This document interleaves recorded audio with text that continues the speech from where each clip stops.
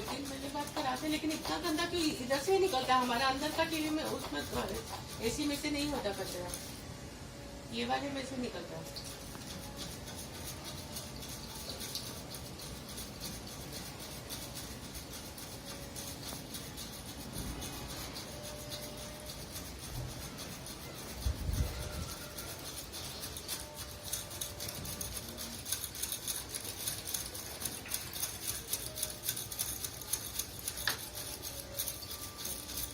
सबका नहीं निकलता क्या ऐसे? एसी मेंटेनेंस के ऊपर है। अभी अगर इसका 3-4 महीने सर्विस एक बार हो गया होता ना तो इतना गंदा नहीं होता। अरे आता है ना, तुम्हारा याद नहीं आता? तुम्हारे पास तो रिकॉर्ड होएगा ना पहले का, नहीं है क्या?